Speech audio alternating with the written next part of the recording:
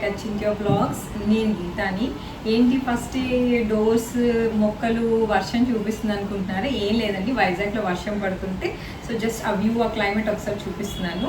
So ఇవాళ అయితే నేను వీడియోలో చికెన్ దమ్ బిర్యానీ నేను నా ఫ్రెండ్ కలిసి చేయబోతున్నాము. సో మంచి క్లైమేట్ కూడా ఉంది, అందులోనూ spicy spicy chicken dum biryani అంటే సూపర్గా ఉంటుంది.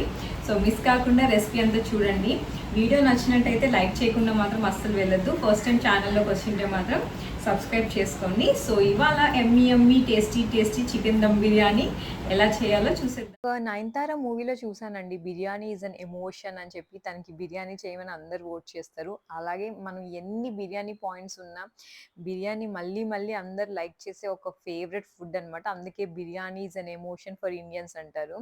సో అది వెజ్ అయినా నాన్ వెజ్ అయినా. నాలాంటి వెజిటేరియన్స్కి అయితే పన్నీర్ దమ్ బిర్యానీ ఇష్టం. ఇక్కడైతే చికెన్ చేసి చూపిస్తున్నాము. మా పిల్లలందరూ కూడా చాలా బాగా ఎంజాయ్ చేశారు. నా ఫ్రెండ్ సత్య చేస్తుంది. చికెన్ మ్యారినేషన్ కోసం పెరుగు, కావాల్సినంత కారం పొడి, పసుపు, సాల్ట్, మిరియాల పొడి తీసుకుంది. సో తర్వాత గరం మసాలా కూడా యాడ్ చేసింది. జింజర్ గార్లిక్ పేస్ట్, ఇది ఫ్రెష్గా ప్రిపేర్ చేసిన జింజర్ గార్లిక్ పేస్ట్ అనమాట.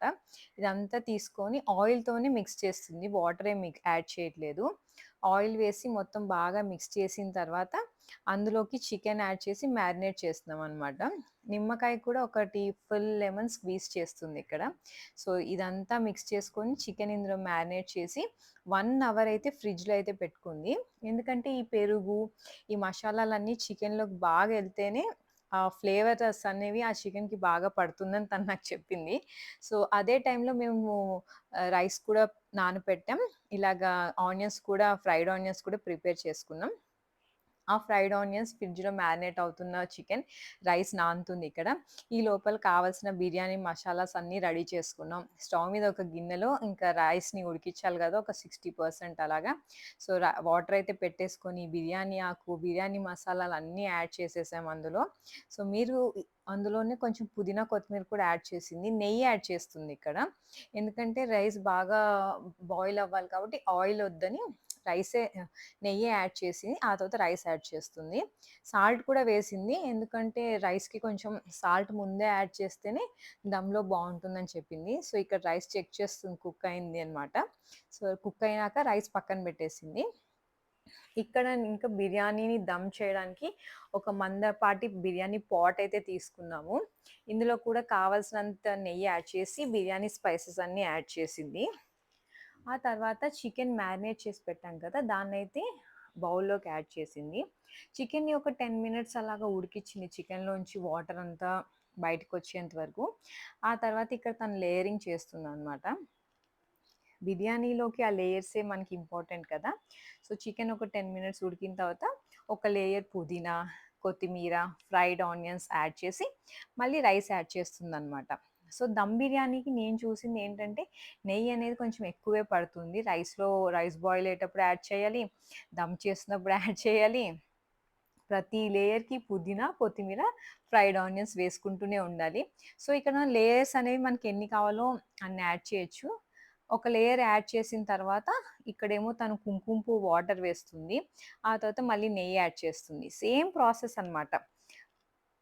రైస్ ఒక లేయర్ వేసేసి దాని మీద పుదీనా, కొత్తిమీర, ఫ్రైడ్ ఆనియన్స్, కుంకుమ పువ్వు వాటర్, మనం ముందు ఉడకబెట్టుకున్న రైస్‌లో నుంచి కొంచెం వాటర్ మిగిలించుకుందనమాట. సో ఆ వాటర్‌ని కూడా కొంచెం కొంచెం వేస్తూ అలా ఎన్ని లేయర్స్ కావాలంటే అన్ని లేయర్స్ వేసింది. ఒక 4-5 లేయర్స్ అయితే వేసింది. ఇక్కడ నేను 500 గ్రామ్స్ బాస్మతి రైస్ అయితే తీసుకున్నాను. అలాగే 500 గ్రామ్స్ చికెన్ అయితే తీసుకున్నాను. సో నేనిక్కడ కుక్ చేస్తున్న ఈ పాన్ వచ్చి ఇండస్ వ్యాలీ నుంచి తీసుకున్న బిర్యానీ పాట్ అనమాట. ఈ ఇండస్ వ్యాలీ బిర్యానీ పాట్ చాలా బావుందసలు. అడుగు అనేది అస్సలు అంటకుండా దమ్ అనేది చాలా బాగా అయ్యి బిర్యానీ అంతా పొడి పొడిలాడుతూ ఎంత బాగా వచ్చిందో మీరే చూడొచ్చు. సో లాస్ట్ లేయర్ ఏసేసాక పైన కావాల్సినంత నెయ్యి పోసేస్తుంది. మూత పెట్టేసి చపాతీ ఉంటే దమ్ అవ్వడానికి చుట్టూరు చపాతీ పెడదాము అని చెప్పింది. యాక్చువల్‌గా తినే నా ఫ్రెండ్ సత్య. యాక్చువల్‌గా పాట్‌కి దానికి గ్యాప్ లేదు. అయినా చపాతీ పెడతాను, చపాతీ పిండి అని చెప్పి మొత్తం దమ్ అవుదామని చెప్పి దానికి చపాతీ పిండి పైన వచ్చిన హోల్ కూడా ఉంటుంది కదా! దాన్ని గూడా కవర్ చేసేసింది. ఆ తర్వాత చాలా లో ఫ్లేమ్ మీద డైరెక్ట్‌గా ఈ పాటే పెట్టేసామండి. అంటే చాలామంది తవ్వ బెట్టి దాని మీద పెడతారు. అలా ఏం చేయలేదు. ఇందస్ వారీది ఈ బిర్యానీ పాట్ నిజంగానే చాలా బావుంది.